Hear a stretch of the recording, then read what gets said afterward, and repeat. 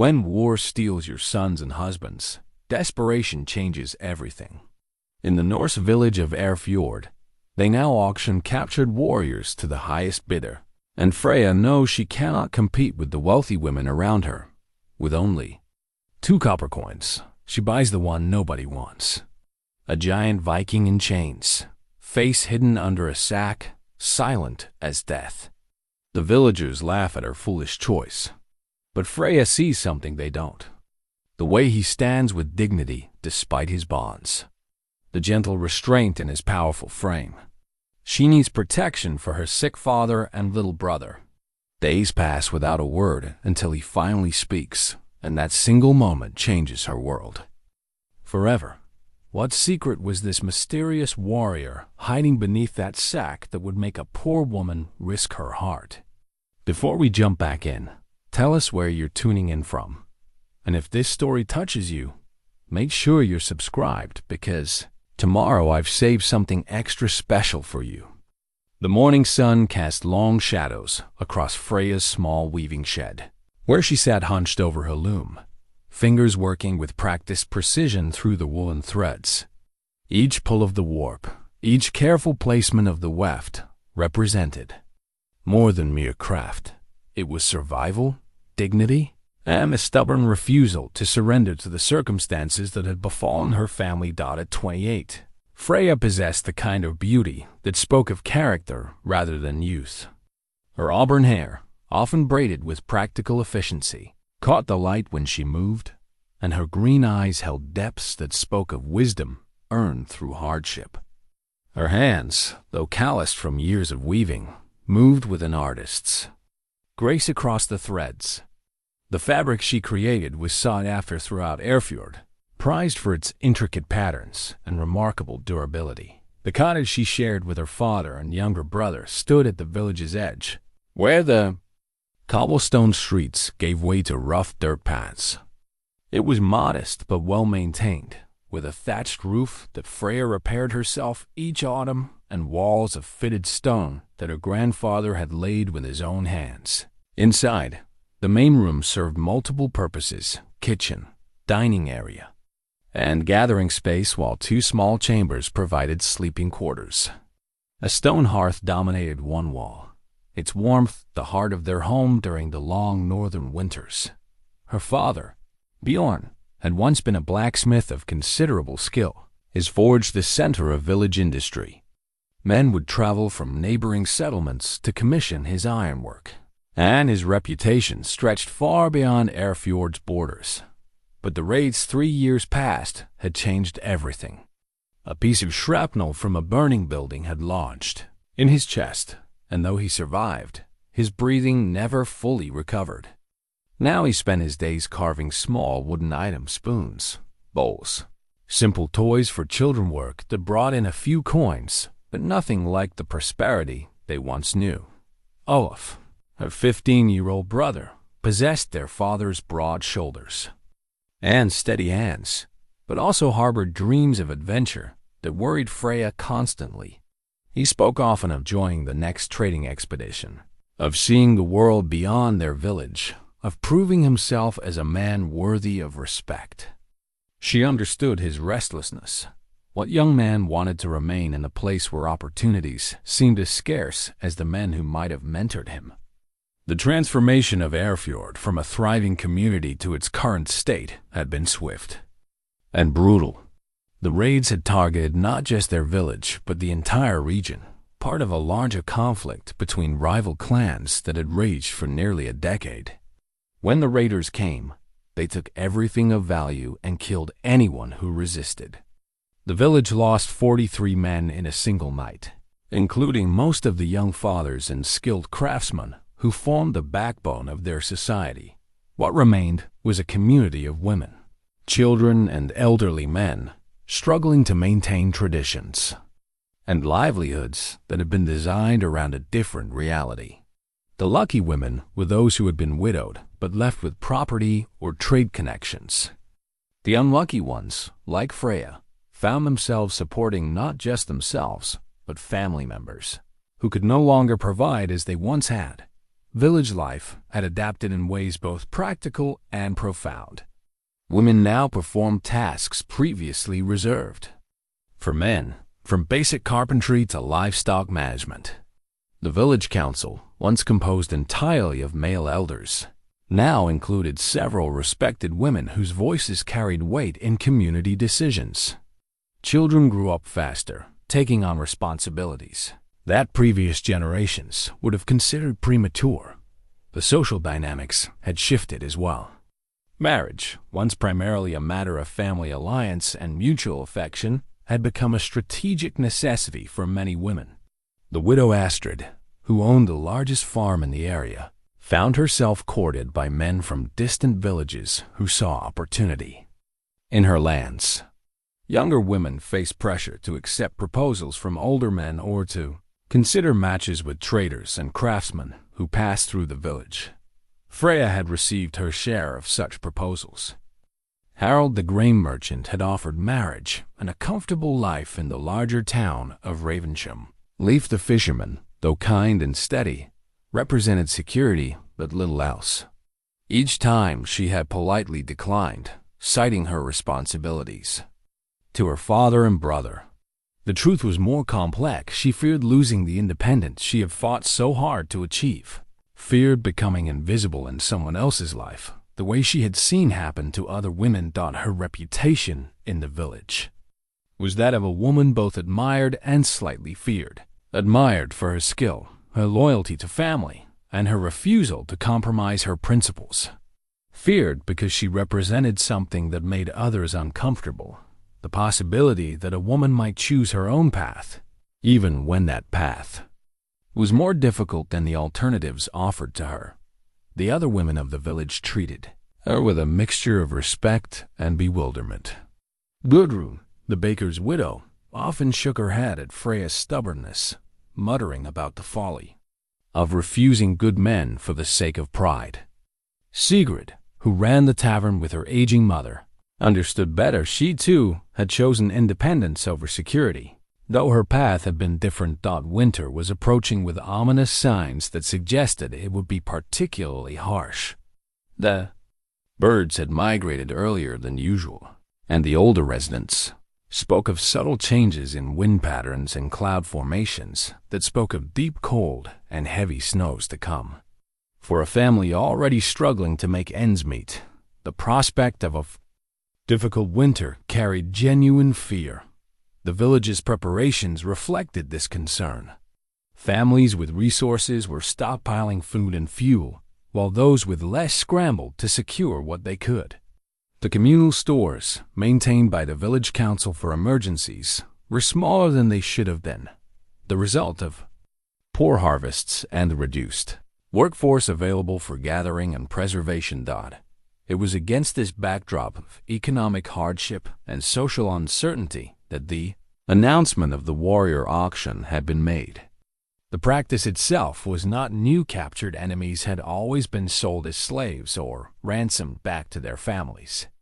But the formalization of it as a public auction and the targeting of local women as potential buyers represented something different. The village elders had presented it as a practical solution to multiple problems. The warriors, captured during recent skirmishes with raiding parties, represented both potential danger if left imprisoned and potential value if properly utilized. The women of the village, many of whom needed male labor for tasks beyond their physical capabilities, could benefit from their service. The village treasury would benefit from the auction fees, money that could be used for communal needs. What went unspoken was the deeper hope that some of these arrangements might lead to marriages, potentially restoring some balance to their community's demographics. It was a delicate subject, one that touched on questions of dignity, choice, and the complex relationships between captors and captives. Freya had listened to these discussions with growing unease. She understood the practical arguments, even saw the logic in them. Her family certainly could benefit from additional labor, particularly with her father's declining health and the heavy work required to prepare for winter. But the idea of purchasing a human being, even an enemy warrior, sat uneasily with her sense of right and wrong. Still, as the auction day approached and she counted and recounted her meager savings, she found herself considering possibilities she would never have entertained under different circumstances. 2 copper coins, all that remained of the payment for her last major commission. Enough to buy perhaps a day's labor from a free man, but possibly enough to purchase a captive whose value others might not recognize. The decision, when it finally came, would surprise everyone, including herself. The auction day dawned crisp and clear, with the kind of autumn light that made even the weathered buildings of Eyrfjord appear touched with gold. By mid-morning, the village square buzzed with an energy Freya hadn't witnessed since before the raids. Merchants had set up stalls around the periphery, hoping to profit from the unusual gathering, while children ran between the adults, their excitement infectious despite the somber nature of the proceedings. The stone platform at the square's center, normally used for announcing village decisions or celebrating festivals, had been transformed into an auction block. A heavy wooden post had been erected beside it, fitted with iron rings for securing chains. The symbolism was unmistakable, and it cast a shadow over the festive atmosphere that many were trying to maintain.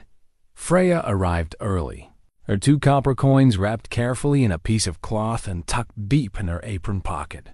She had told her father only that she intended to observe the proceedings, unwilling to voice the desperate plan that had been forming in her mind. Bjorn, struggling with a particularly difficult coughing fit that morning, had been too unwell to ask many questions. The crowd gathered slowly, with clear social divisions marking their arrangement around the square. The wealthiest women, Astrid with her farm holdings, Ragnhild the merchant's widow, and several others with substantial resources positioned themselves near the front, their fine cloaks and confident bearing marking them as serious bidders. Behind them clustered women of modest means, some accompanied by elderly fathers or grown sons, who might advise them on their purchases. Freya found herself relegated to the back with the other observers, those who had come to witness the spectacle, but lacked the resources to participate. She recognized most of them, young women still living in their parents' homes, elderly widows subsisting on charity, and others whose circumstances placed this opportunity beyond their reach. When the prisoners were led into the square, a hush fell over the gathered crowd. There were 6 men in total, each representing a different prospect for potential buyers. The first 3 were clearly warriors in their prime, broad-shouldered men with the bearing of professional fighters, their chains unable to diminish the dangerous grace with which they moved. Despite their captivity, they surveyed the crowd with alert eyes, assessing their surroundings with the instincts of men accustomed to violence. The 4th prisoner was younger, perhaps 17 or 18, with the kind of fresh-faced appearance that suggested noble birth. His clothes, though torn and stained, were of finer quality than his companions, and he held himself with a dignity that spoke of education and privilege. Several women in the crowd noted him with obvious interest, young enough to be trained, old enough to be useful, and handsome enough to provide more than mere labor. The 5th man was clearly a craftsman of some sort, his hands bearing the distinctive marks of metalwork and his demeanor suggesting intelligence and skill. At perhaps 40 years of age, he represented a practical choice for someone seeking expertise rather than physical strength. And then there was the 6th prisoner. He stood apart from the others in every way that mattered. Where they were chained, at wrist and ankle with iron shackles, he bore heavier restraints that spoke of particular caution on the part of his captors. His height was remarkable easily, a head taller than the largest of his companions, and his frame suggested the kind of strength that came from years of hard living and harder fighting. But it was the coarse brown sack covering his head that made him truly different. None of the other prisoners were similarly hooded, and the sight struck many observers as either unnecessarily cruel or ominously necessary. Whispers rippled through the crowd, as people speculated about what might require such concealment. Was he disfigured by battle wounds? Marked as a criminal in some unmistakable way? Or was there something about his identity that his captors deemed too dangerous to reveal? His posture, despite the restraints and hood, conveyed neither defeat nor submission. He stood straight, his breathing slow and controlled, his massive frame held with a composure that suggested inner strength rather than resignation. When the wind caught his rough clothing, it revealed muscles that spoke of a lifetime of physical labor and combat training. The auctioneer, a traveling merchant named Thorkel, who specialized in such proceedings, began with the most obviously valuable prisoners. The first warrior, a man with intricate tattoos marking him as a veteran of many battles, drew spirited bidding from Astrid and Ragnhild. The price climbed steadily until Astrid's final bid of 30 silver pieces secured him for her farm. The young nobleman went to Ragnhild for 25 silver pieces, while the craftsman found a new home with Sigrid for 18 silver pieces, a practical investment for someone managing a business that required constant maintenance and repair. As the morning progressed and the more desirable prisoners found buyers, attention inevitably turned to the hooded giant. Thorkel's description was notably brief and less enthusiastic than his previous presentations. Here was a man of unknown origin, captured during a recent skirmish, but providing no information about his background or loyalties.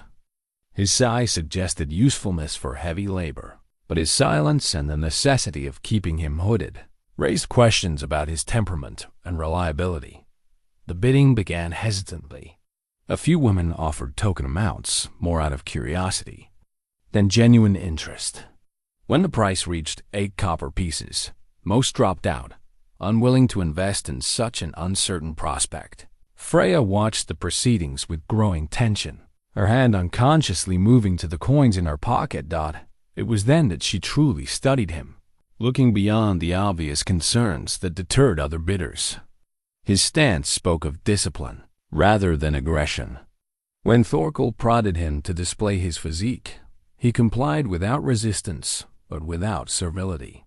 There was something in his bearing that reminded her of her father and his prime strength, held in check by character rather than fear. The bidding stalled at 10 copper pieces, and Freya felt her heart begin to race. This was her chance, perhaps her only chance, to acquire the help her family desperately needed. But it would require her to spend everything she had, leaving nothing for emergencies or unexpected needs. "Do I hear 12 copper pieces?" Thorkel called, his voice betraying slight impatience with the sluggish bidding. The square had grown quieter, many people already departing with their purchases or resigned to leaving empty-handed. Freya looked around at the remaining bidders, a handful of women who seemed to be weighing the same calculations she was making. 10 copper pieces going once, Thorkel announced, preparing to close the bidding on what was clearly the least popular lot of the day. Freya's throat felt dry as dust, but she forced herself to step forward, her voice carrying clearly across the square despite her nervousness. 2 copper pieces. The reaction was immediate and unmistakable.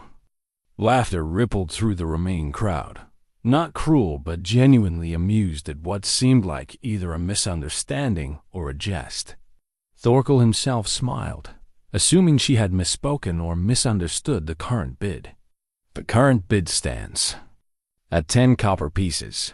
Young woman, do you wish to bid 11? Freya felt heat rise in her cheeks but held her ground. "I bid 2 copper pieces." This time the laughter was less kind, and she heard muttered comments about poor women who didn't understand their place. But Thorkel, experienced in the sometimes unpredictable nature of auctions, recognized something in her tone that suggested sincerity rather than confusion. "Miss, I believe you may not understand. The current bid is 10 copper pieces. You cannot bid less than the standing amount." "Then I withdraw my bid," Freya said clearly. "But if no one meets your current asking price, I offered 2 copper pieces for the prisoner." The crowd's amusement faded as they realized she was serious. Thorkel looked around the square, noting the lack of enthusiasm from other potential bidders. The morning was advancing, and he had other business to attend to in neighboring villages.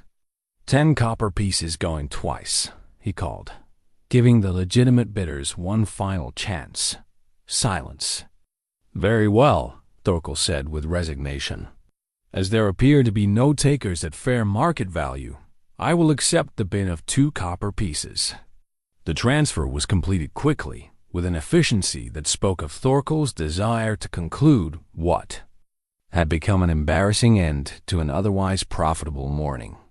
Freya stepped forward on unsteady legs, her coins changing hands as ownership of the hooded giant transferred to her dot as the chains were handed over. She found herself face to face, or as close as the hood allowed, with her purchase. He was even larger up close, and for a moment doubt flooded through her. What had she done? What had seemed like desperate necessity in the abstract now felt terrifyingly real and immediate. But when he turned slightly toward her, she sensed rather than saw his attention focus on her face. And in that moment, despite all logic and reason, she felt not fear, but a strange sense of rightness, as if this impossible decision might somehow prove to be the best she had ever made. The walk from the village square to Freya's cottage felt like the longest journey of her life. Every step was accompanied by the heavy clink of chains and the weight of curious stares from neighbors who had witnessed her unexpected purchase. Word traveled fast in Eyrfjord, and she could see faces appearing. At windows, mothers pulling children closer, and groups of women clustering together in animated conversation as she passed. The hooded giant walked beside her with measured steps, neither hurrying nor lagging despite the awkward length of his restraints. His silence was complete, offering no clues about his thoughts regarding this transfer of ownership. Freya found herself stealing glances at him, trying to discern anything about the man she had just committed her family's meager resources to acquiring. His clothing was rough but well-made, the kind worn by warriors or laborers who needed durability over decoration. Beneath the coarse fabric, she could see the outline of muscles earned through hard work and combat training. His hands, though shackled, appeared surprisingly clean and well-kept for a prisoner, suggesting either recent capture or habits of personal care that spoke of better circumstances in his past. When they reached her cottage, Freya paused at the wooden gate, suddenly uncertain about the practical realities of what came next.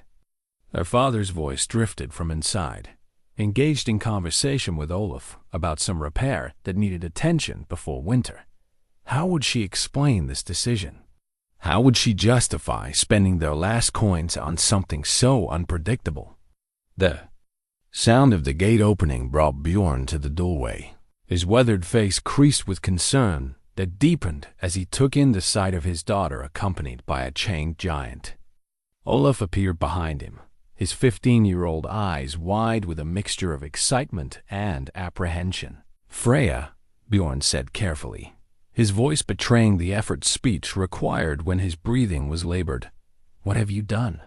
She straightened her shoulders, calling upon the same determination that had driven her to make the bid in the first place. "I have secured help for our family through the winter, Father."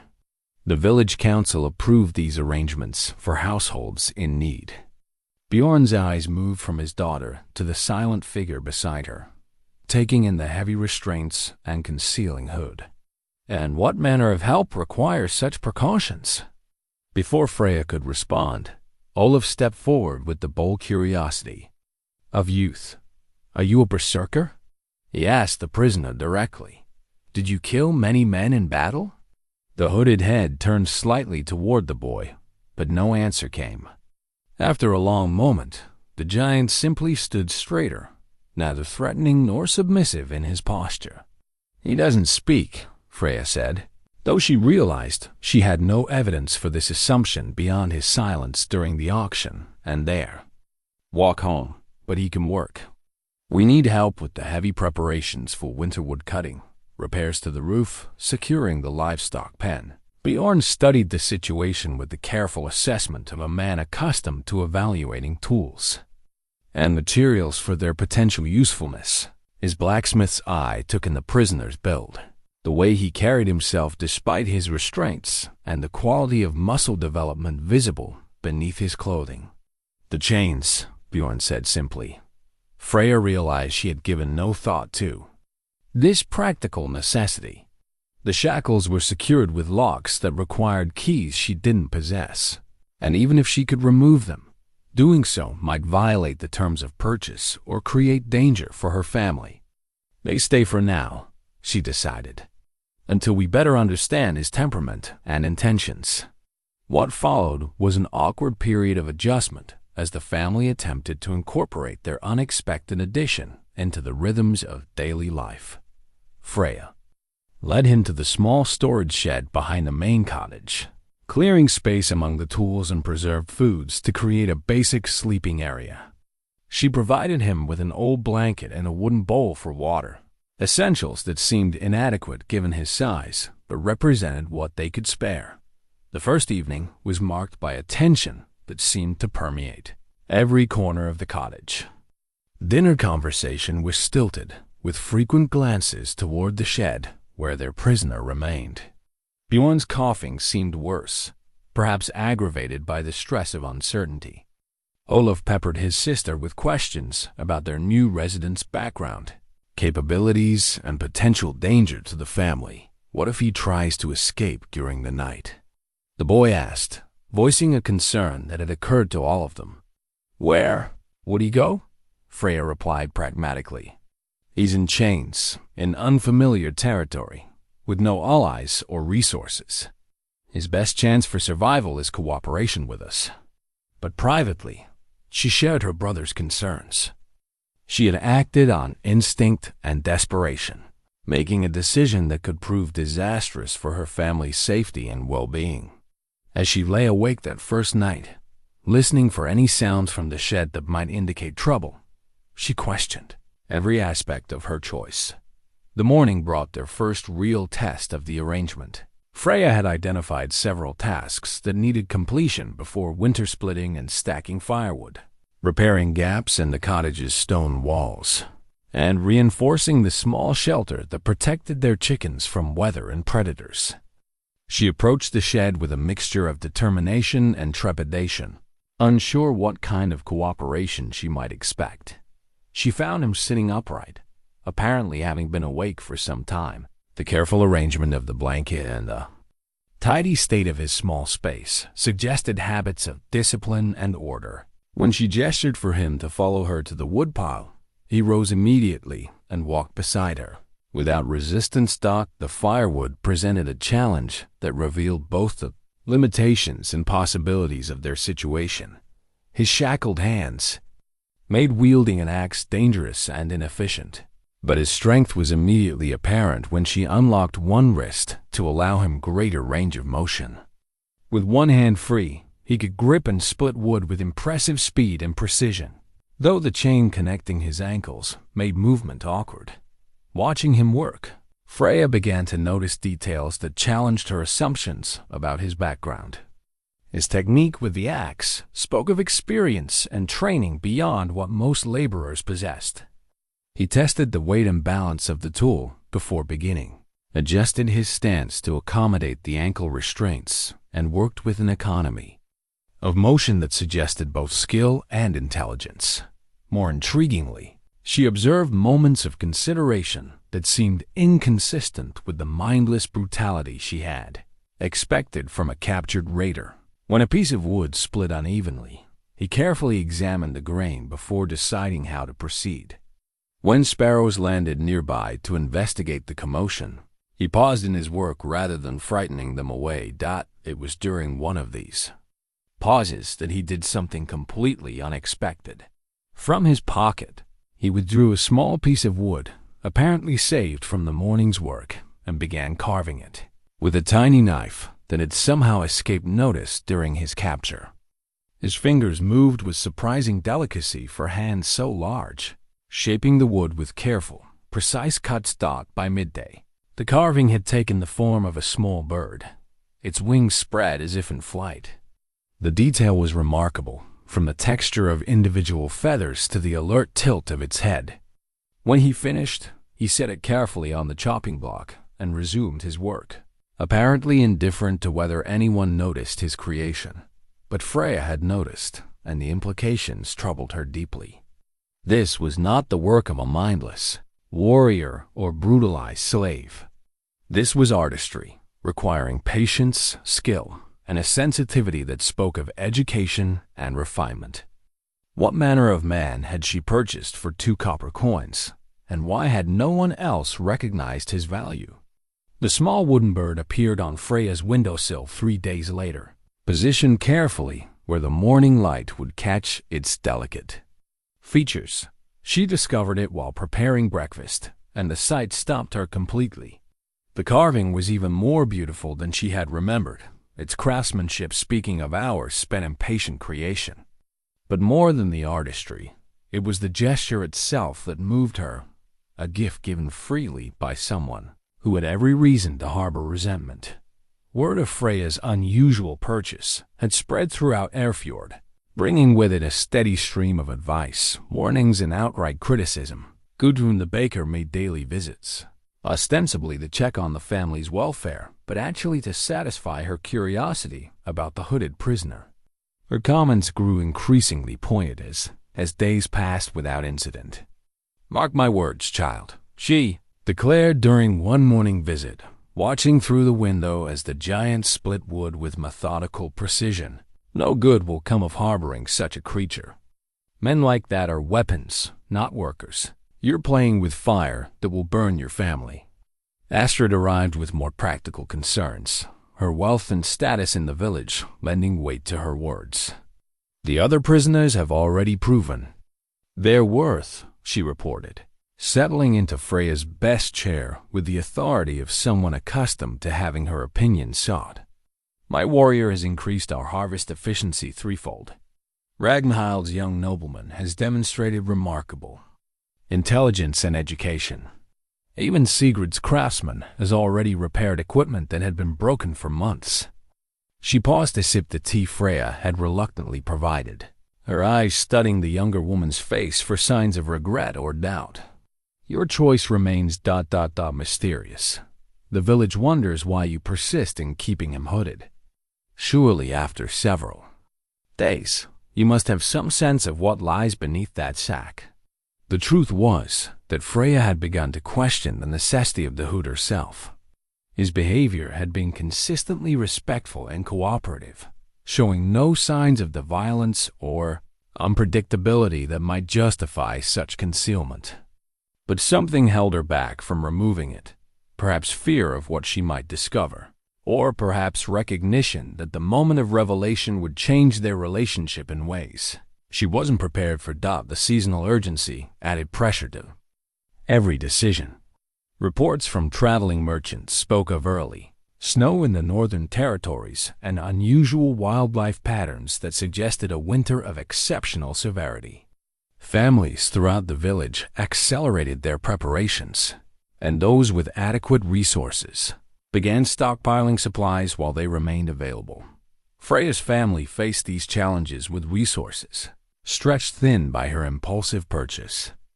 The food stores that should have been growing were instead diminishing as she fed an additional person. Firewood that might have lasted through normal winter conditions seemed inadequate for the harsh season everyone predicted. Most pressing of all, her father's health continued its gradual decline, his breathing becoming more labored with each passing day. It was Bjorn's condition that finally forced a change in the household dynamics. A coughing fit during the second week left him weak and disoriented, unable to leave his bed for 2 full days. The incident frightened all of them, but it also made clear that their family could no longer rely on his contributions, however modest. They had become. Olaf, already restless with adolescent energy, stepped forward to take on more responsibility. But his eagerness often exceeded his capability, leading to mistakes that cost time and materials they could ill afford. When he attempted to repair a section of roof thatch without proper preparation, his work barely lasted through the first autumn rain. When he tried to split firewood with his father's technique, but lacking his father's experience, he produced more waste than usable fuel. It was during one of these frustrating episodes that the hooded giant quietly intervened. Olaf had been struggling with a particularly stubborn piece of oak, his repeated attempts producing only shallow cuts and mounting anger. Without a word, the prisoner stepped forward and gestured for the boy to step aside. In a few powerful, precisely placed strokes, he split the wood cleanly and efficiently. Instead of resuming his own work, he then picked up another piece and demonstrated the proper technique slowly, allowing Olaf to observe the positioning, timing, and follow through. That made the difference between success and failure. When the boy tried again, mimicking what he had seen, his results improved dramatically. From that moment, an unlikely mentorship began to develop. The giant seemed to recognize Olaf's eagerness to learn and his frustration with his own limitations. During their shared work periods, he would pause to show the boy more efficient methods for various tasks: how to gauge wood grain before cutting, how to position stones for maximum stability in wall repairs, how to move heavy objects using leverage rather than pure strength. These lessons were conducted entirely without words, communicated through demonstration and gesture. But their effectiveness was undeniable, and Olaf's skills improved rapidly under this silent tutelage. More importantly, the boy's confidence grew as he mastered techniques that had previously been beyond his capability. Freya watched these interactions with growing fascination and unease. The prisoner's knowledge clearly extended far beyond basic labor. His understanding of construction techniques, tool usage, and resource management suggested extensive experience and possibly formal training. His patience with Olaf revealed a gentleness that contradicted every assumption about captured warriors and their treatment of their captors' families. But it was a conversation she overheard between her father and brother that crystallized her growing concerns about the winter ahead. Bjorn, believing himself unobserved, had been questioning Olaf about their food supplies, firewood reserves, and the condition of their cottage's weatherproofing. The assessment was sobering. They were inadequately prepared for even a normal winter, let alone the harsh season that seemed increasingly likely. "We should have accepted Harald's proposal," Bjorn said quietly, his voice heavy with regret. "Your sister's pride may cost us all dearly before spring returns." Olaf's defense of his sister was immediate and fierce, but Freya could hear the uncertainty underneath his loyalty. The boy was old enough to understand their precarious situation, young enough to worry about what it might mean for their family's survival. That evening, as she sat by the fire mending one of her father's shirts, Freya found herself studying the wooden bird that had taken permanent residence on her table. Its creator remained an enigma, but his daily actions spoke of character that grew more apparent with each passing day. Perhaps it was time to acknowledge that her desperate gamble might have succeeded in ways she had never imagined. Outside, the first frost of the season painted intricate patterns on her windows, beautiful but ominous in their implications for the months ahead. Winter was coming, ready or not, and decisions that had seemed impossible just weeks before now appeared inevitable. The morning when everything changed began like any other, with Freya rising before dawn to tend the fire and prepare breakfast for her family. Frost had formed thick patterns on the windows overnight, and she could hear the wind carrying the promise of winter's full arrival. Her father's coughing had kept her awake for much of the night, a reminder that time was running short for completing their preparations. She was stirring porridge when a sound from the shed caught her attention, not the usual rustling of someone waking, but something different. A low, rhythmic murmur that took her a moment to recognize as human speech. Her hand stilled on the wooden spoon as she listened more carefully, trying to make sense of what she was hearing. The voice was deep and resonant, speaking words in a dialect she couldn't quite understand but which sounded like prayers or recitations. There was a cadence to it that suggested ritual or meditation, the kind of structured speech she had heard from traveling priests or learned men. After several minutes, the voice fell silent, leaving her to wonder if she had imagined the entire episode. When she brought him his morning meal, she studied his hooded figure more intently than usual, searching for some sign that he had indeed been speaking. But his posture remained the same, respectful, alert, giving no indication that anything had changed.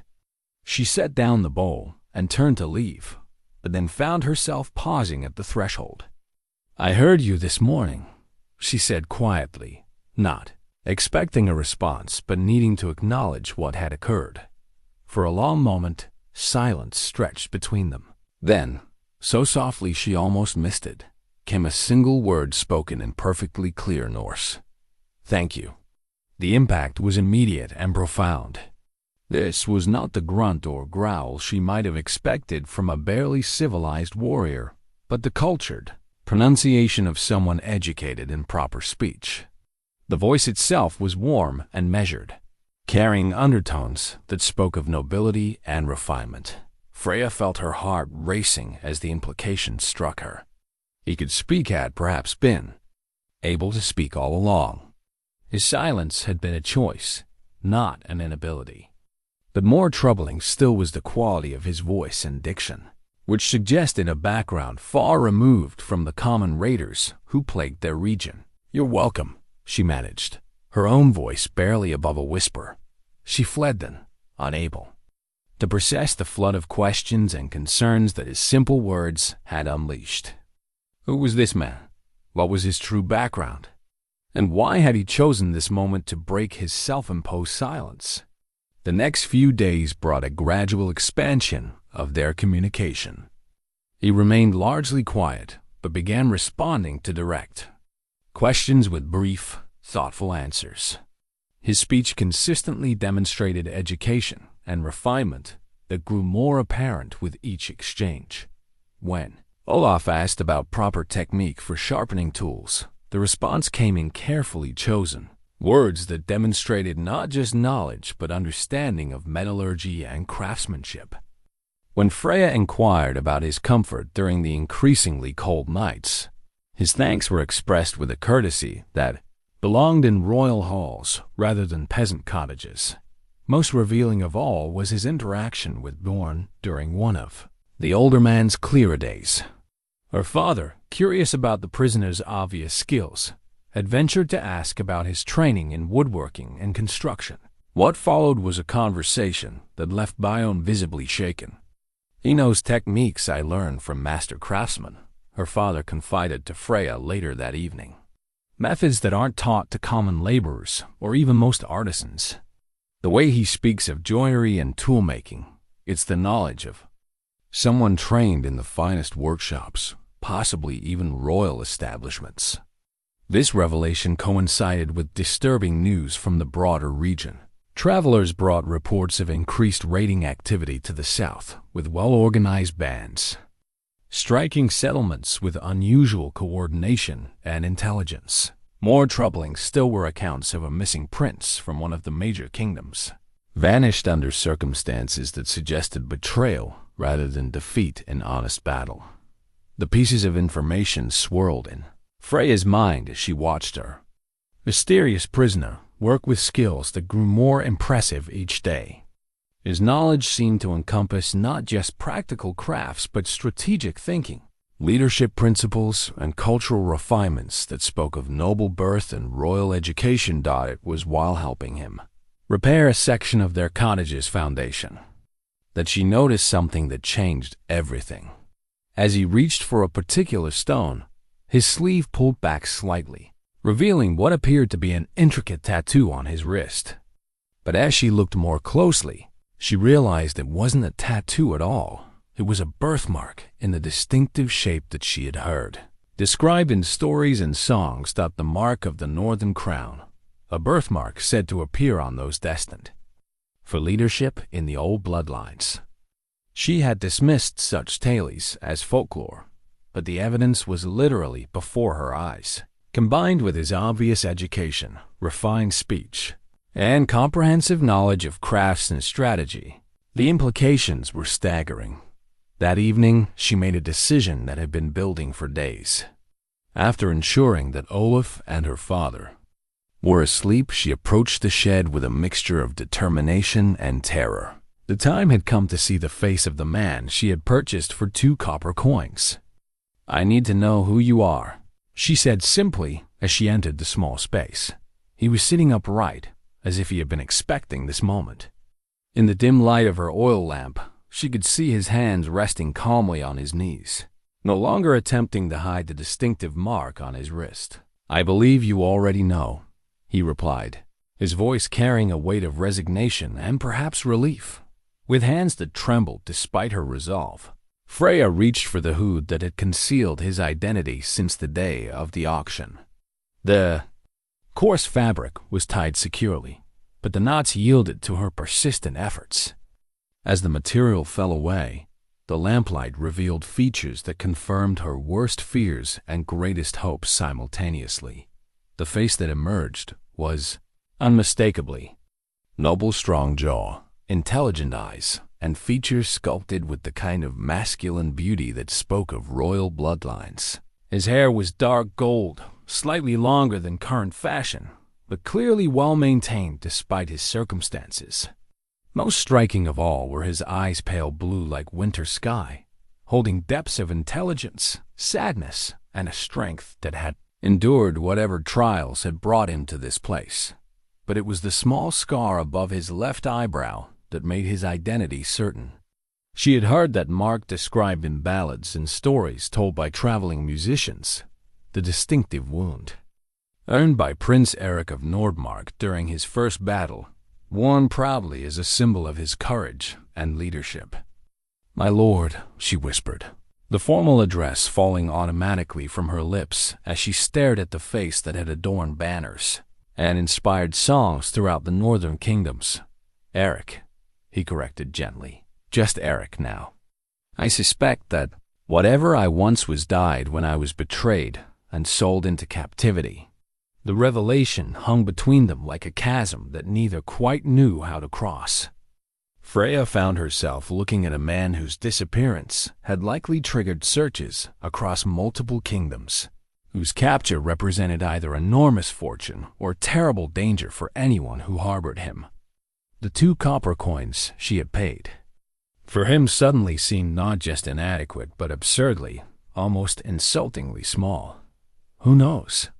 she asked, her practical mind already racing through the implications. "Here? No one, I believe.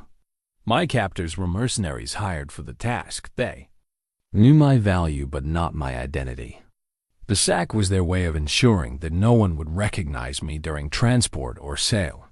But now you must decide what to do with a fallen prince who has brought nothing but danger to your household," he said, his voice carrying resignation, but also something that might have been hope.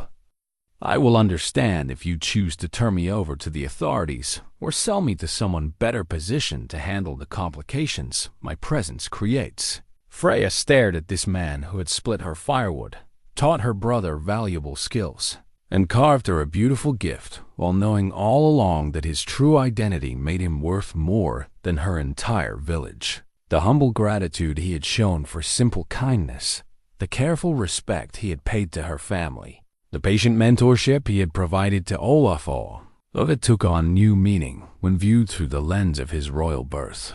But perhaps most remarkable of all was the realization that Prince Eric of Nordmark had just given her the power to determine his fate. Trusting in the character judgment of a woman who had paid 2 copper coins for him at auction. The knowledge of Eric's true identity transformed everything while changing nothing at all.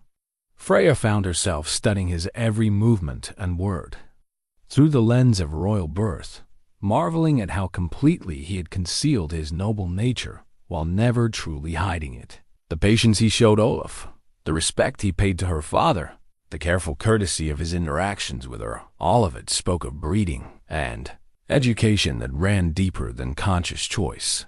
But the practical realities of their situation remained unchanged, perhaps even more pressing now that she understood the true scope of what harboring him might mean.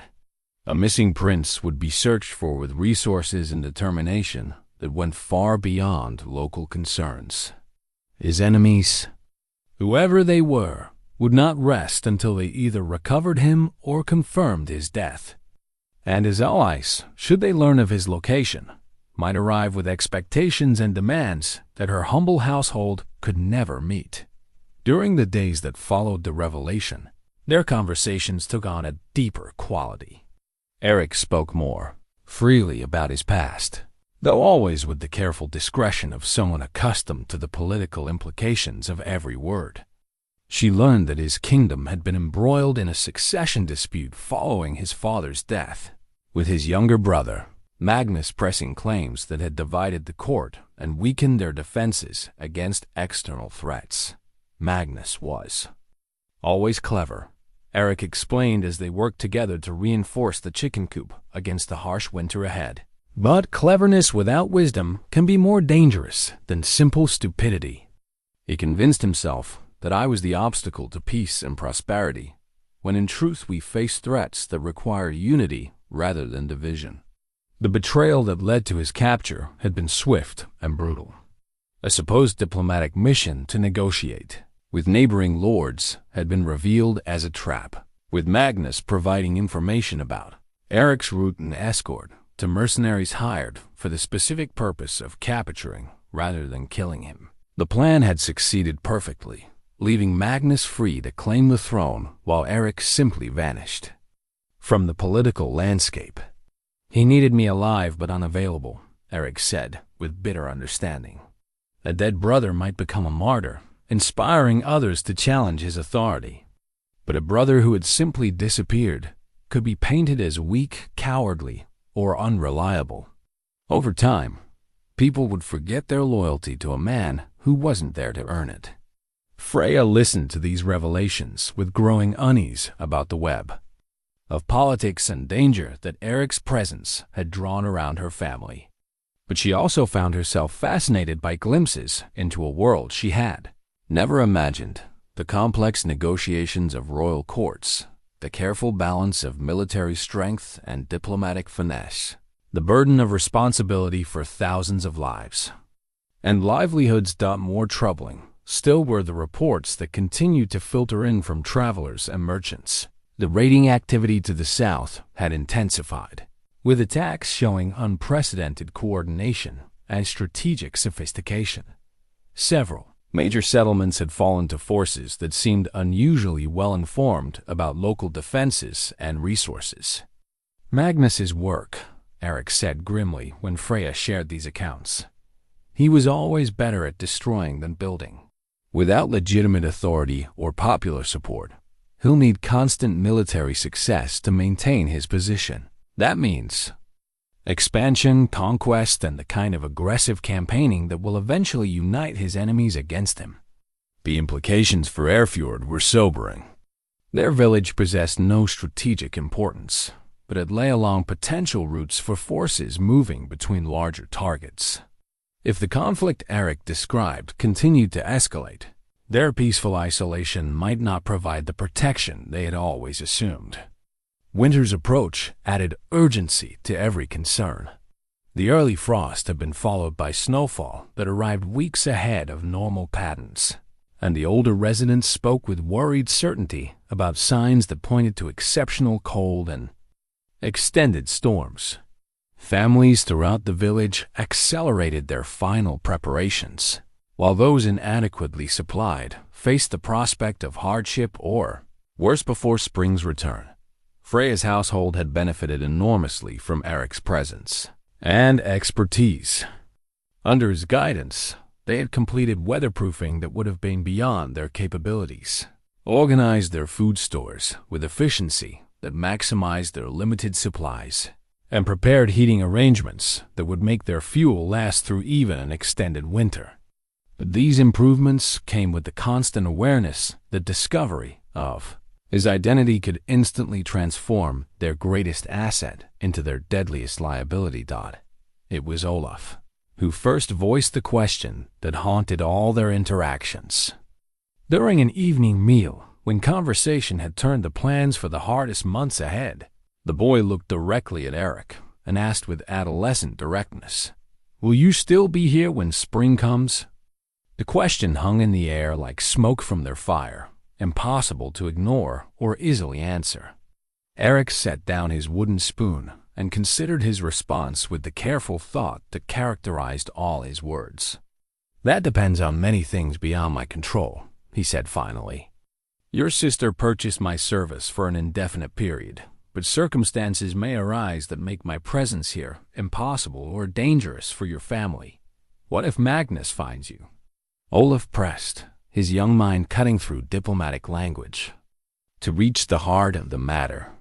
"Then you will have harbored me for as long as you safely could, and I will be grateful for every day of kindness you have shown me," Eric replied. "But such decisions are not yours to make alone. Your sister bears the responsibility for choices that affect this household." Freya felt the weight of that responsibility settling more heavily on her shoulders with each passing day. The autumn. Storms had begun in earnest, bringing rain that turned village paths to mud and wind that stripped the last leaves from the trees. Soon the snows would come, potentially isolating them for months at a time. Whatever decisions needed to be made about Eric's future would have to be made soon, before winter weather eliminated options and forced them to live with whatever choices they had made. But as she watched him interact with her family, teaching Olaf advanced techniques for tool maintenance, discussing herb lore with her father during his clearer moments, quietly taking on the heaviest physical tasks without being asked, she found it increasingly difficult to imagine their lives without his presence. He had become woven into the fabric of their daily existence in ways that went far beyond mere labor or protection. The wooden bird still occupied its place of honor on her table, but now it was joined by other small carvings that appeared regularly. A tiny horse for Olaf, a walking stick with an elaborately carved handle for her father, and most recently, a delicate flower that she had found beside her weaving loom. Each represented hours of patient work completed in whatever spare moments Eric could find. Gifts given freely by someone who owed them nothing but chose to offer everything he could. That night, as wind howled around their cottage and the first serious snow began to fall, Freya lay awake wrestling with decisions that seemed to grow more complex rather than clearer with time. Outside, winter tightened its grip on the land, and somewhere in that vast white darkness, forces were moving that might soon test every choice she had made since the day she bid 2 copper coins for a hooded giant at auction the morning that the wind shattered their carefully constructed peace arrived with deceptive calm. Snow had fallen steadily through the night, blanketing Eyrfjord in pristine white that muffled sound and created an illusion of perfect tranquility. Freya woke to unusual quiet, the kind of deep silence that only comes with fresh snowfall, and for a moment she allowed herself to believe that winter might provide the sanctuary they desperately needed. That illusion lasted exactly until she opened her door to check on their livestock and saw the riders approaching through the snow. There were perhaps 20 of them, mounted on horses whose quality and equipment marked them as belonging to someone with substantial resources. They moved with military precision despite the difficult conditions, following a route that suggested intimate knowledge of the local terrain. At their head rode a figure whose bearing and elaborate cloak proclaimed authority and noble birth. Freya's blood turned to ice as she recognized what this likely meant. She called softly to Ulrich, who emerged from the shed with the alertness of someone whose survival had long depended on quick responses to danger. One look at the approaching party confirmed their worst fears. "Magnus," Eric said quietly, his voice carrying resignation but no surprise. "I wondered when he would think to search the auction records." The implication struck Freya like physical blows. Magnus had traced his brother to the auction, probably through the mercenaries who had arranged the sale. From there, it would have been simple enough to discover who had purchased each prisoner and where they had been taken. Her desperate gamble with 2 copper coins had left a trail that led directly to their door. "What did we do?" she whispered, her mind racing through options that all seemed to lead to disaster. "You do nothing," Eric replied firmly. "This is not your fight, and there is no reason for your family to suffer from my presence here. I will go out to meet them and end this, before it touches you further." But even as he spoke, Freya was shaking her head. "No, that's not how this ends." Before Eric could protest, she had darted back into the cottage, her movements driven by desperate inspiration rather than careful planning. She emerged moments later, carrying something that made Eric's eyes widen in shock, an old but well-maintained sword that had belonged to her grandfather, kept sharp and oiled despite years of disuse. "Freya, what are you doing?" "What I should have done days ago," she said, pressing the weapon into his hands. "Making a choice instead of waiting for choices to be made for me." The riders had drawn close enough now for individual faces to be distinguished. Magnus bore a strong resemblance to his brother, but with features that suggested cunning rather than wisdom, ambition rather than nobility. His eyes swept the modest cottage and its surroundings with obvious disdain, clearly finding it difficult to believe that his royal brother could have spent months in such humble circumstances. "Eric," Magnus called, his voice carrying easily across the snow-muffled landscape. "I know you're here, brother. Come out and let us finish what we started." For a moment, silence stretched between the cottage and the mounted party. Then Eric stepped into view, no longer the hooded prisoner or simple laborer, but every inch the prince he had been born to be. The sword in his hand caught what little light filtered through the clouds, and his bearing transformed completely as he acknowledged his brother's presence. "Magnus," Eric replied, his voice carrying across the distance with royal authority. "Still hiding behind hired swords, I see. Some things never change." Magnus's laugh was sharp and bitter. "Still playing the noble martyr, I see. How fitting that I find you here, reduced to serving peasants and hiding among common folk. Is this the great leader our people were supposed to follow?" "I have learned more about true leadership in these past months than in all my years at court," Eric replied steadily. "Sometimes wisdom comes from unexpected sources." It was then that Freya stepped forward, moving to stand beside Eric with a courage that surprised even herself. The contrast between them, a royal prince in borrowed clothes and a village weaver in her simple dress, should have been comical. Instead, there was something profound in their united front that made Magnus's expression tighten with anger. "So this is how it is," Magnus said, his tone shifting from mockery to genuine rage. "My brother, the rightful heir to the throne of Nordmark, chooses to stand with commoners against his own blood. I choose to stand with people who understand honor," Eric replied without hesitation. "Family is defined by loyalty and sacrifice, not merely by shared parentage." Magnus's response was to draw his own sword, the motion causing his entire party to shift into ready positions. "Then you have chosen poorly, brother, and your companions will share the consequences of that choice." The threat to her family galvanized Freya in ways that danger to herself never could have. Before Eric could stop her, she had stepped forward again, placing herself between the two brothers with a boldness that bordered on madness. "Wait," she called, her voice carrying with surprising strength. "Prince Magnus, I would speak with you." Both brothers stared at her in shock, clearly not having expected intervention from such an unexpected source. Magnus recovered first, his expression mixing amusement with irritation. "You would presume to interrupt matters of royal succession, peasant." "I would presume to defend my household against threats," Freya replied. drawing on reserves of courage she hadn't known she possessed, and to offer you information that might change your understanding of this situation. Magnus's interest was clearly piqued, despite his disdain. Speak quickly, then. My patience grows thin with this farce. Freya took a deep breath, knowing that her next words would determine not just her own fate, but that of everyone she cared about.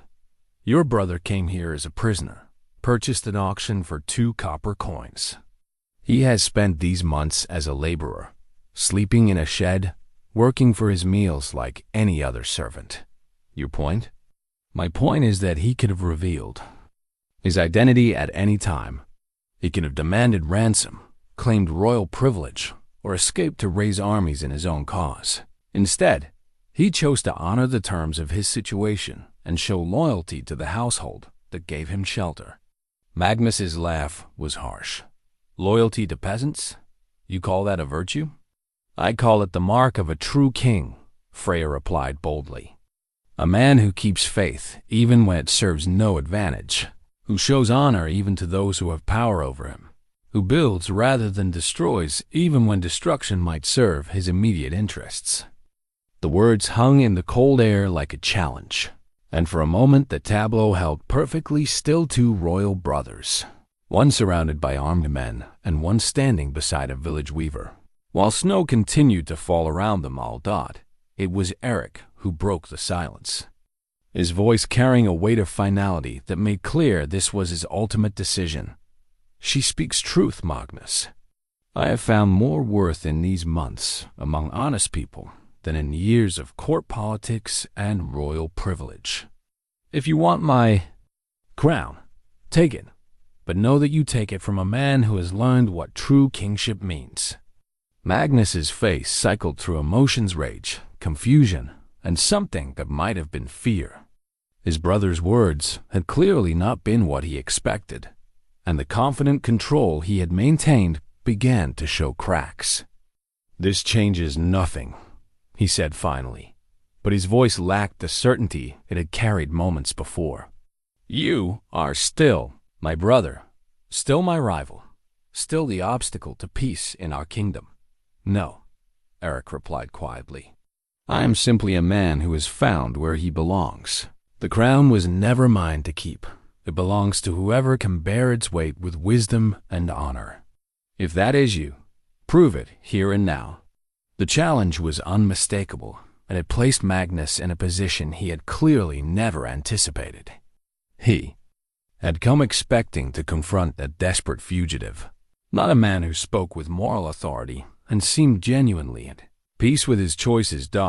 As the snow continued to fall, and the 2 brothers faced each other across a distance measured in years of rivalry and betrayal. Freya realized that her simple act of purchasing a prisoner for 2 copper coins had become the catalyst for a confrontation that would determine the fate of kingdoms. The confrontation that had been building for months crystallized in the snow-covered yard of Freya's humble cottage. But it was the sound of approaching hoofbeats from the village that transformed the standoff into something far more complex.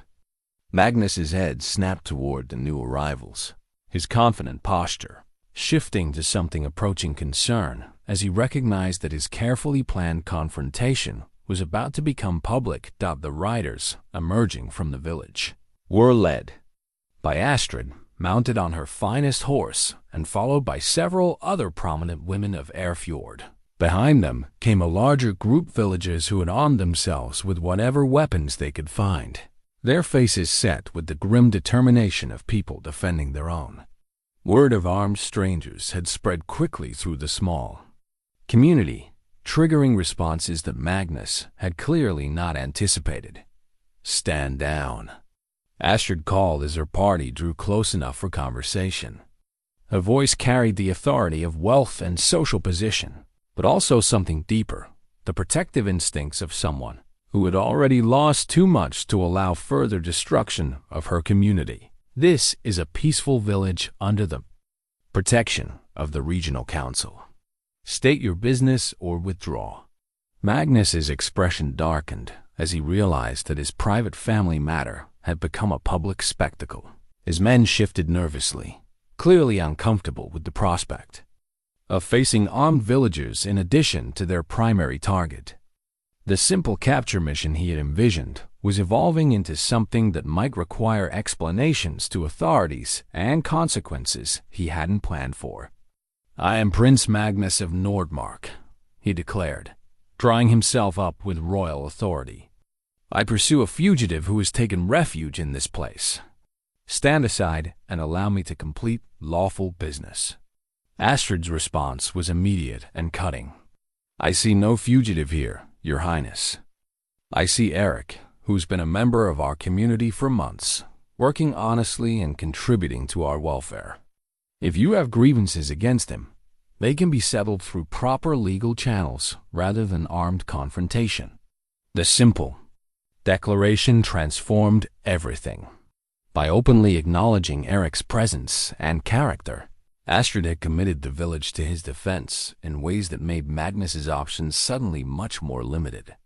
He could no longer simply claim to be pursuing an unknown criminal. He was now asking an established community to surrender one of their own to royal justice.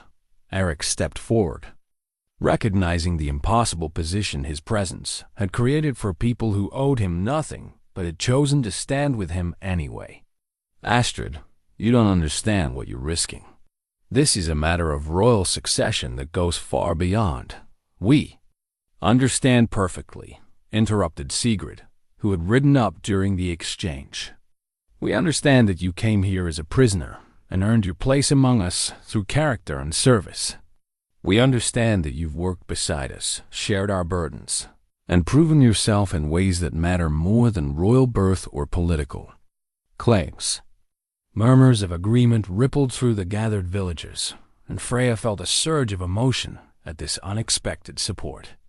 These people had known hardship and loss, had learned to judge others by their actions rather than their circumstances, and they had clearly decided that Eric belonged with them regardless of the complications his presence might create. Magnus's face was flushing red with anger and frustration. "You simple people understand nothing about the forces you're meddling with. This man's presence here threatens the stability of kingdoms, endangers trade routes, and undermines legitimate authority throughout the region." Then perhaps came a new voice from the back of the crowd. "The problem lies with that authority rather than with the man." Bjorn had emerged from the cottage, supported by Olaf, but moving with more determination than Freya had seen from him in months. His weathered face was set with resolve, and his voice carried the moral weight of someone who had lived long enough to distinguish between power and righteousness. "I have watched this man for months," Bjorn continued, each word carefully chosen.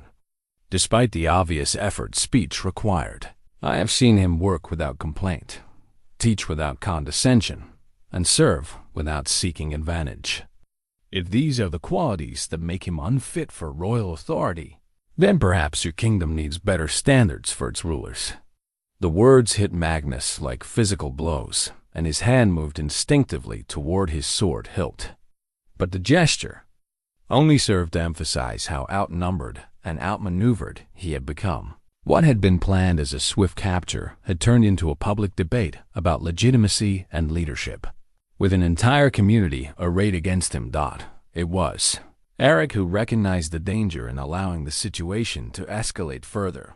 "Magnus," he said, his voice carrying across the tension-filled space with quiet authority, "let us settle this as brothers should, directly, honestly, and without involving innocent people in our family's failures." Magnus seized on the suggestion with obvious relief, seeing it as a return to more familiar ground. "Yes, single combat as our ancestors would have demanded. Winner takes all the crown, the throne, and the loyalty of our people." But Eric shook his head, his expression thoughtful rather than aggressive. "Not combat, brother. Conversation. Let these good people judge between us based on what we say, rather than how well we wield weapons. If you truly believe your claim to the throne is stronger than mine, prove it through reason rather than force." The suggestion clearly caught Magnus off guard, and his discomfort was visible to everyone present. He had come prepared for violence, not debate, and the prospect of defending his political positions before an audience of common folk was obviously not something he had anticipated or prepared for. "This is ridiculous," Magnus sputtered. "Peasants cannot judge matters of royal succession. They lack the education, the understanding of statecraft, the wisdom that comes from living with the consequences of royal decisions." Astrid interrupted smoothly. "The experience of rebuilding communities destroyed by political conflicts? The perspective of people whose lives depend on having leaders who serve rather than merely rule?" Freya watched this exchange with growing amazement at how completely the dynamic had shifted. Magnus, who had arrived with armed authority and confident superiority, was being systematically outmaneuvered by people he clearly regarded as beneath his notice. His brother, meanwhile, stood calmly in the center of the storm, neither seeking conflict nor avoiding it, but simply being present in a way that demonstrated the character that had earned him such unexpected loyalty. The snow continued to fall around them, each flake adding to the surreal quality of a scene that seemed lifted from ancient sagas. Two princes confronting each other while common folk stood witness to debates that would determine the fate of kingdoms. But this was no tale told by wandering bards. This was reality, with all its complexity and moral ambiguity. It was Olaf who finally broke the stalemate, his young voice cutting through the adult complexities with characteristic directness.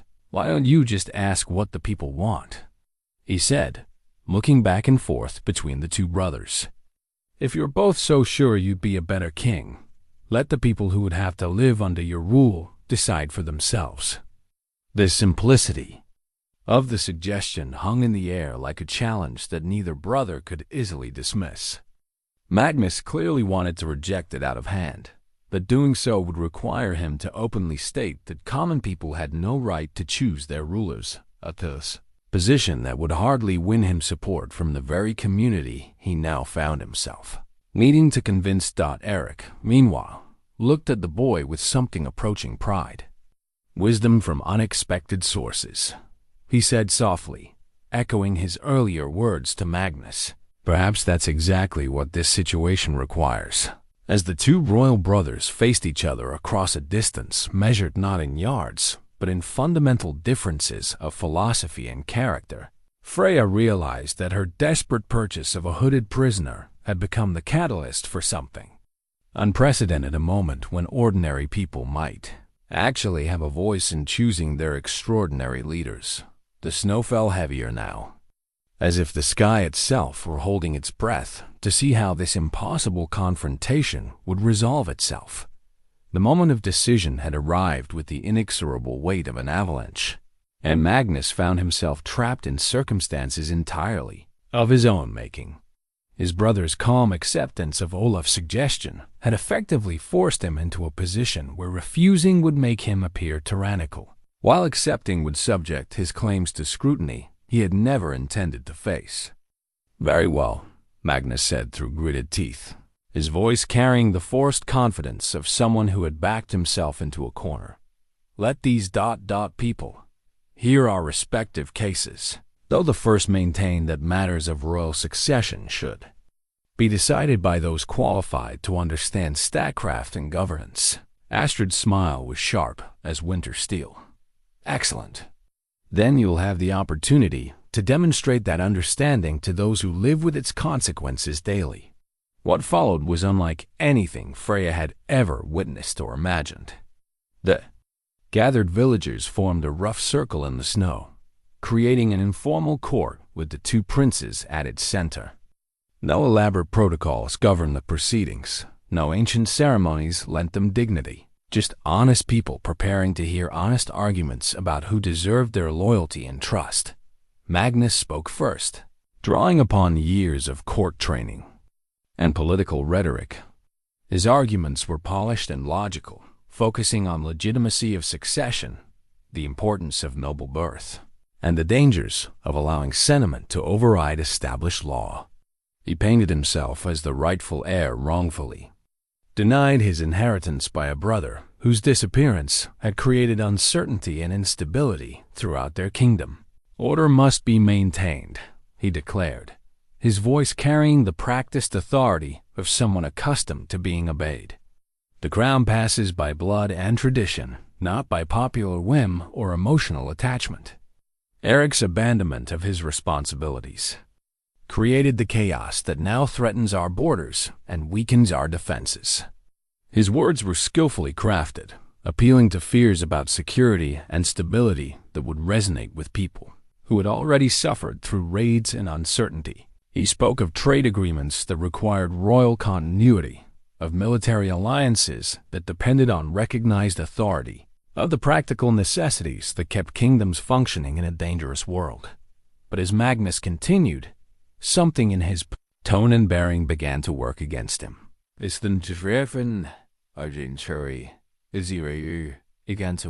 His obvious disdain for his audience seeped through despite his attempts at diplomacy.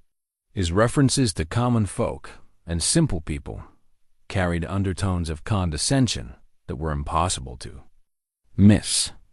Most damaging of all, his arguments focused entirely on his own rights and privileges, with little mention of obligations or service to those he claimed the right to rule. When Eric's turn came to speak, the contrast was immediate and profound.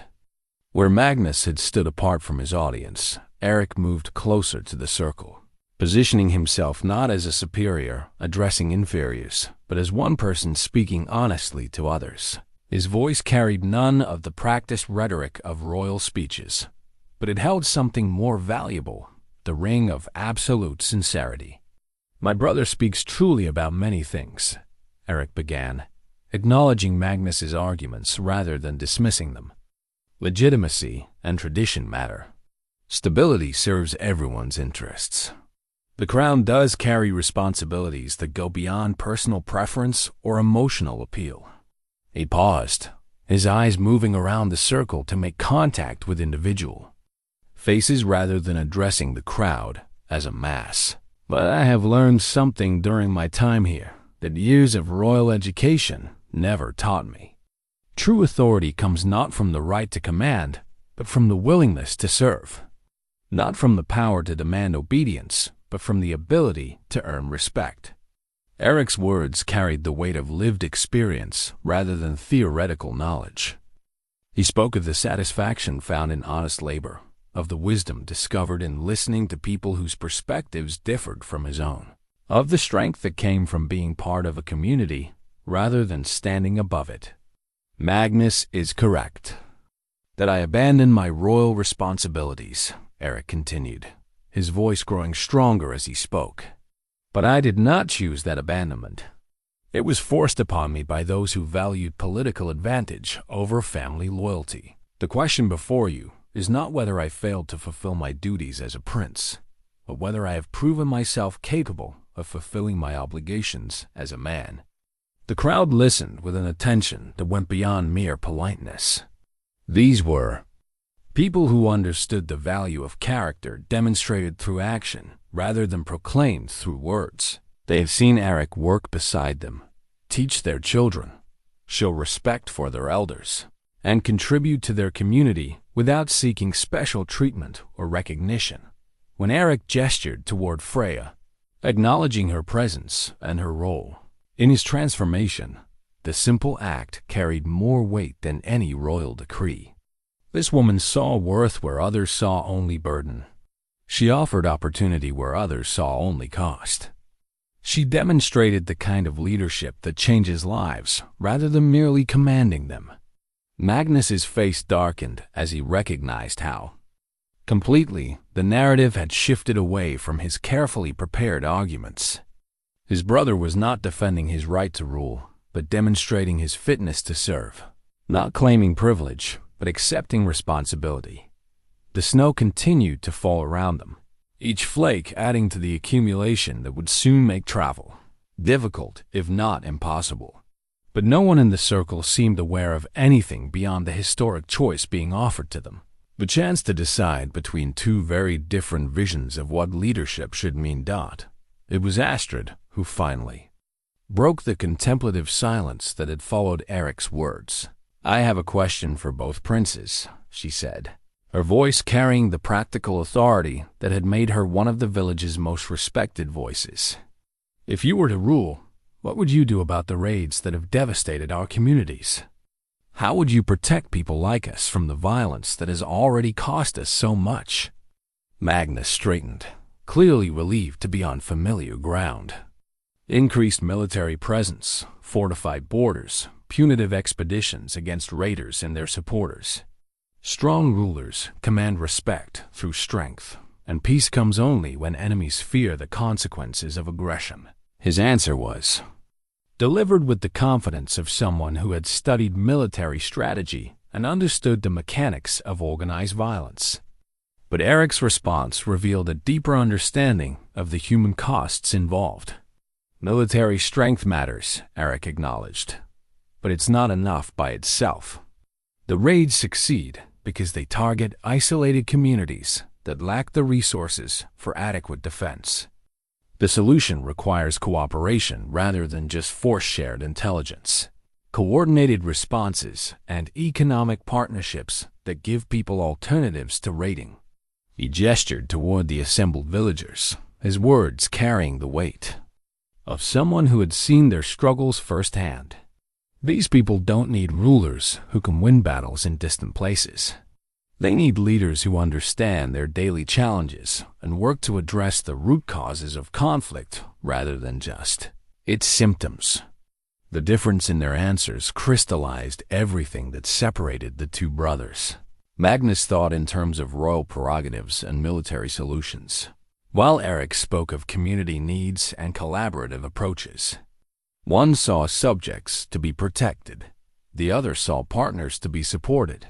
Freya watched the faces around the circle, seeing recognition dawn as people understood what they were really being asked to choose between. This wasn't just about which brother had the stronger claim to a distant throne. It was about what kind of future they wanted for themselves and their children. The decision, when it came, was not announced with fanfare or formal declarations. Instead, it emerged gradually as individual villagers began to step forward, positioning themselves behind the prince they chose to support. The movement started, with Bjorn, who walked slowly but deliberately to stand behind Eric, his weathered face set with quiet determination. Olaf followed immediately, his young loyalty unwavering despite the magnitude of the choice he was making.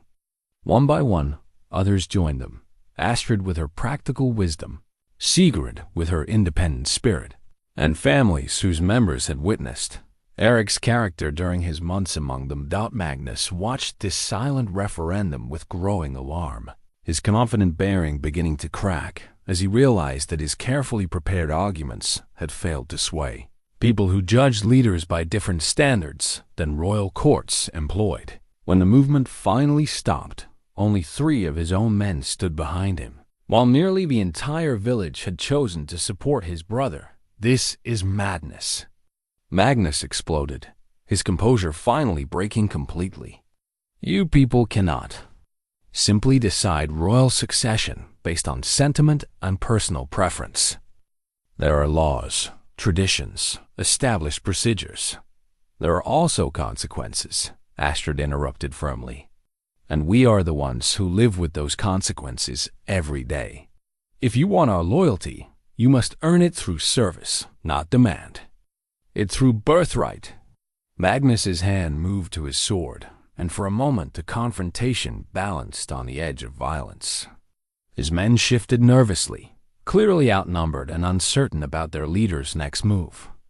The villagers stood their ground, but Freya could see tension rippling through the crowd as people prepared for the possibility that words might give way to weapons. It was Eric who diffused the moment, stepping forward with calm authority that seemed to fill the space between the two groups. Magnus, he said quietly, this doesn't have to end in bloodshed. You came here seeking resolution to our family's conflict. You have your answer. I have peasants playing at politics. Magnus snarled. This changes nothing about legitimate succession or royal authority. It changes everything, Eric replied steadily. because legitimate authority comes from the consent of those being governed, not from the accident of birth order. These people have made their choice freely, and it deserves respect regardless of whether it matches your preferences. Magnus's face cycled through emotions: rage, frustration, and something that might have been genuine hurt. For all his political calculations and strategic planning, he seemed genuinely shocked that his brother's months of manual labor and humble service had earned him more loyalty than a lifetime of royal privilege. "You think this is over?" Magnus demanded, his voice carrying threats that made several villagers step back. "You think hiding among commoners makes you safe from the realities of power? I have armies, alliances, resources you cannot match." "Then, use them wisely," Eric counseled, his tone carrying sadness rather than triumph. "Build instead of destroying. Serve instead of commanding. Prove yourself worthy of the crown through your actions, rather than demanding it through your threats." The exchange that followed revealed the fundamental difference between the brothers in ways that went beyond political philosophy. Magnus continued to speak in terms of force and domination, while Eric offered possibilities for cooperation and mutual benefit. Where Magnus saw obstacles to be overcome, Eric saw problems to be solved through partnership. It was Freya who finally stepped forward, her voice cutting through the increasingly bitter exchange between the brothers. "Prince Magnus," she said, her tone respectful but firm, "you are welcome to winter here as our guest if you choose to stay. The storms are growing worse, and travel will soon become impossible. But you are not welcome to threaten our community or the people we have chosen to protect." The offer was both generous and pointed, giving Magnus a face-saving way to retreat while making clear that his military threats would not be tolerated. His men looked relieved at the prospect of shelter from the worsening weather, but Magnus himself seemed torn between practical necessity and wounded pride. "This is not finished," he said finally, but his words carried less conviction than they had earlier. The complete failure of his mission had clearly shaken his confidence in ways that went beyond a single confrontation. Eric nodded gravely. "It is finished, brother. Not because I defeated you, but because you defeated yourself. The crown you seek so desperately will never bring you satisfaction until you understand what true kingship means." As if summoned by their words, the wind picked up dramatically, driving snow horizontally across the village and making further conversation difficult. The harsh weather that had been building all day was finally asserting its dominance, creating conditions that would trap everyone in Eyrfjord until spring, regardless of their political disagreements.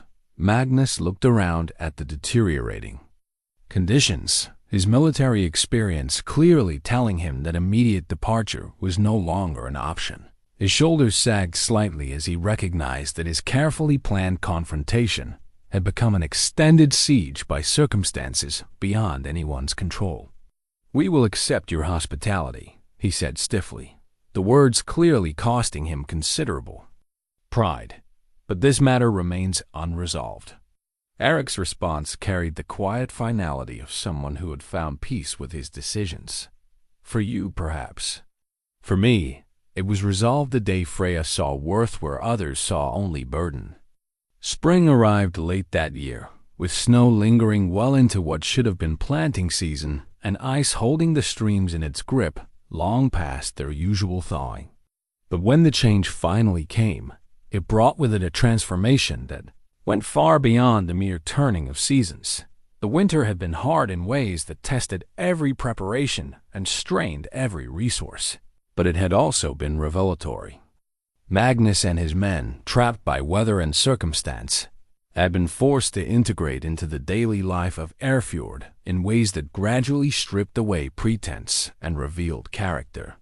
Some of his followers had proven themselves worthy of respect through honest labor and genuine contribution. Others had struggled with the humility required to accept help from people they had initially dismissed as inferior.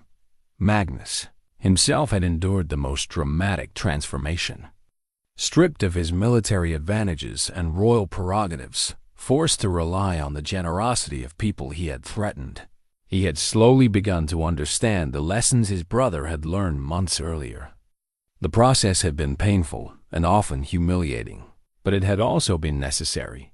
The conversation that finally resolved their family conflict took place on a warm morning in early spring, with Eric and Magnus walking together along the stream that marked Eyrfjord's eastern boundary. The water ran clear and swift, carrying winter's last memories toward the sea, and the sound of its passage seemed to wash away years of accumulated bitterness and misunderstanding. "I was wrong," Magnus said simply, his voice carrying none of the political calculation that had once characterized every word. "Not just about you or about this place, but about what it means to lead people rather than simply rule them." Eric nodded, accepting the admission without triumph or condescension. "We were both wrong about many things. I thought royal birth meant I deserved respect without earning it. You thought royal power meant you could demand loyalty without giving service. Perhaps we both needed to lose our crowns to understand what wearing them truly requires." They walked in comfortable silence for a while, two brothers who had rediscovered their relationship after nearly destroying it through pride and misunderstanding. When they spoke again, it was of practical matters, how to rebuild their kingdom, how to address the raiding that had devastated the region, how to create governance that served people rather than simply controlling them. "The throne is yours," Magnus said eventually, and this time the words carried no resentment or political calculation. "It always was, but now I understand why. The people chose you not because they were confused or misinformed, but because they recognized something I had failed to see." Eric's response surprised him. "The throne belongs to whoever can bear its weight with wisdom and honor. If you have truly learned what this winter tried to teach us both, then perhaps we should rule together rather than in opposition. The kingdom needs healing, and that requires partnership rather than competition." The proposal that emerged from their conversation would have seemed impossible months earlier. Joint rule based on complementary strengths rather than competing claims. Magnus would handle military matters and external relations, areas where his strategic training and political connections provided advantages. Eric would focus on internal governance and community development, applying the lessons he had learned about leadership through service. But before any of these grand plans could be implemented, there were personal matters that required attention. The most important of these involved a conversation that had been building since the day Eric first spoke in Freya's cottage. He found her in her weaving shed on the morning when the last of the snow finally melted, her hands moving with practiced precision through threads that would become fabric worthy of royal courts. The irony was not lost on either of them. She had always possessed skills that belonged in palaces, while he had needed to learn the value of simple, honest labor. "I have something that belongs to you," Eric said, producing 2 copper coins from his pocket. They were the same pieces she had paid for him months earlier, carefully preserved through all the changes and upheavals that had followed. Freya looked at the coins, then at the man who offered them, and smiled with understanding that went far beyond mere words. "I think I received fair value for my purchase," she said gently. "Perhaps more than fair value." "Then perhaps you would consider a different transaction," Eric replied, his voice carrying the nervous uncertainty of someone venturing into territory where royal birth provided no advantages. "I have little to offer beyond myself, but I offer it freely and completely. Would you consider accepting a partnership that has nothing to do with copper coins or political necessity?" The proposal that followed was unlike any royal courtship in the history of kingdoms. No elaborate ceremonies marked their engagement. No treaties sealed their union. No dowries changed hands to formalize their commitment. Instead, there was simply the recognition of a bond that had grown naturally from shared hardship, mutual respect, and the kind of love that emerges when two people truly see and value each other. Their wedding took place in Eyrfjord's village square, on the same stone platform where Eric had first been offered for sale. The symbolism was intentional and profound, a celebration of transformation rather than conquest, of choice rather than obligation, of love discovered rather than love arranged. Magnus served as his brother's witness, his presence a testament to the healing that had taken place during their long winter of reconciliation. Astrid and the other village women had collaborated to create a celebration that honored both the couple's humble circumstances and their extraordinary journey to each other.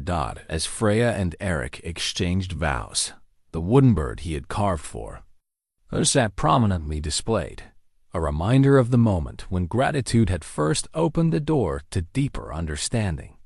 But it was no longer alone. Their cottage now held dozens of such carvings, each representing a day when love had been demonstrated through patient craft rather than grand gestures. The 2 copper coins found their place of honor as well, mounted in a simple frame that would remind them always of the day when desperate faith had led to abundant blessing. They had become symbols not of the transaction that brought them together, but of the immeasurable value that could be found when people looked beyond surface appearances to recognize the worth that lay beneath. As spring deepened into summer and the newlyweds began their life together, travelers brought word that the joint rule of the princes of Nordmark was bringing unprecedented peace and prosperity to their kingdom. But in Eyrfjord, where it all began, people understood that the real victory had been much simpler and infinitely more precious. The triumph of love over fear, of faith over despair, and of wisdom over mere wealth.